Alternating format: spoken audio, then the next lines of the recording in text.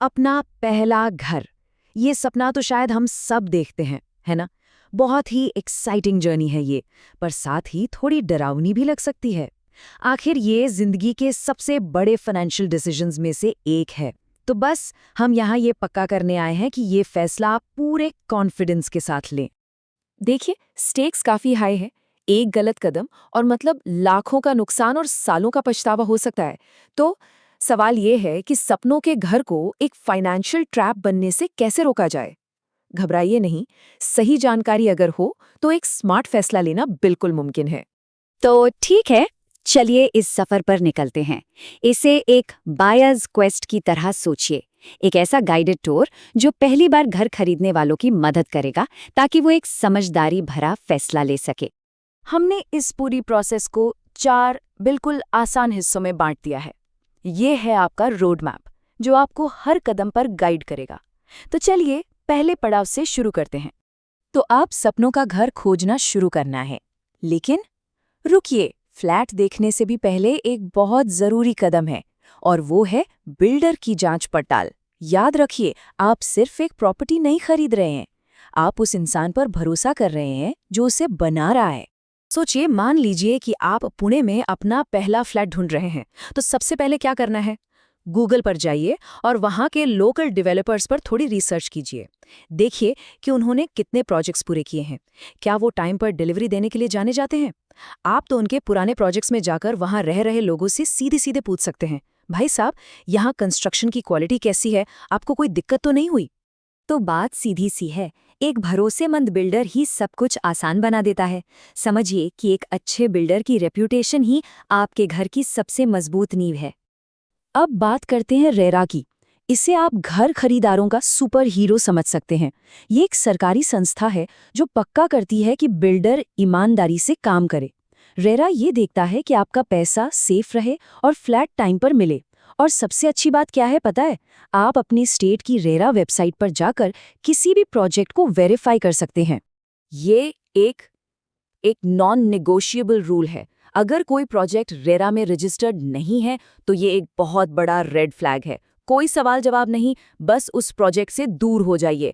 आपकी financial security से बढ़कर कुछ नहीं है। चलिए, तो बिल्डर को तो हमने परख लिया। अब आते हैं अगले स्टेज पर।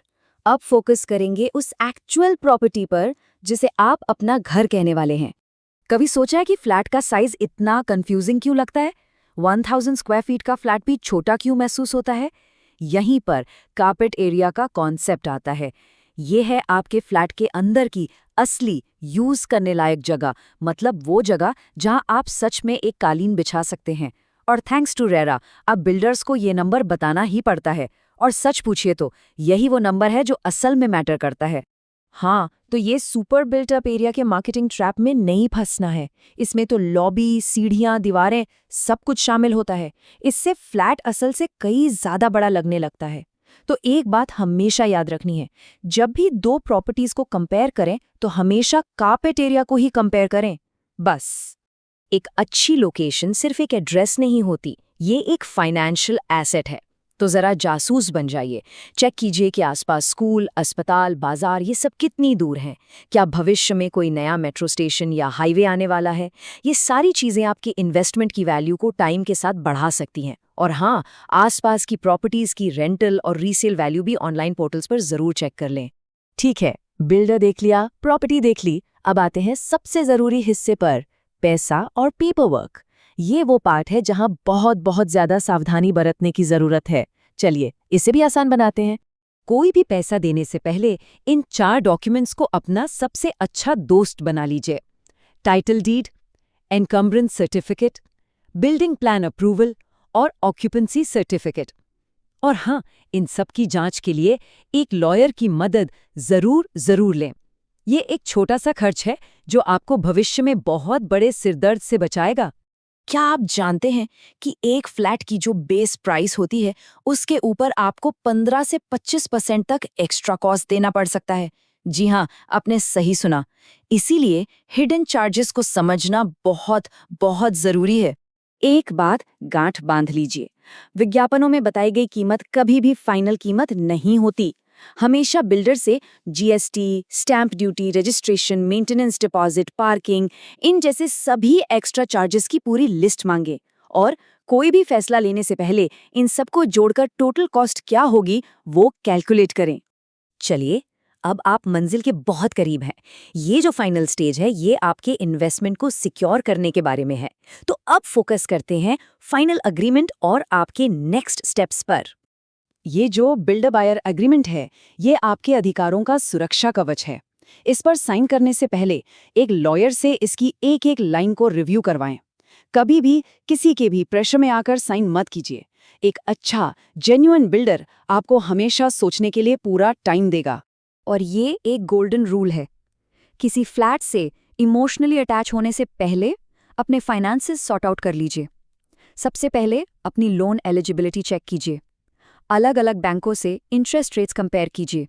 इससे क्या होगा, जब आपको सही प्रॉपर्टी मिलेगी तो आप तेजी से एक्शन ले पाएंगे। तो इस पूरे बातचीत का निचोड़ क्या है? बस यही कि ज्ञान, नॉलेज ही एक घर खरीदने वाले की सबसे बड़ी संपत्ति है। सही जानकारी होना इस पूरे स्ट्रेसफुल प्रोसेस को एक कॉन्फिडेंट डिसीजन में बदल देता है। आप सिर्फ एक घर नहीं खरीद रहे हैं, आप एक स्मार्ट इन्वेस्टमेंट कर रहे हैं। और आखिर में एक सवाल, इस पर जरूर सोचिएगा, क्या आप सिर्फ एक घर खरीद रहे हैं या एक ऐसी एसेट बना रहे हैं जो टाइम के साथ ग्रो करेगी? एक ऐसी प्रॉपर्टी चुनिए जिसमें अच्छी रीसेल और रेंटल पोटेंशियल हो और आपका घर सिर्फ सिर पर एक छत से कहीं ज्यादा होगा। ये एक स्मार्ट फाइनेंशियल इन्वेस्टमेंट होगा। सोचिए, आपके लिए लॉन्ग टर्म में क्या मैटर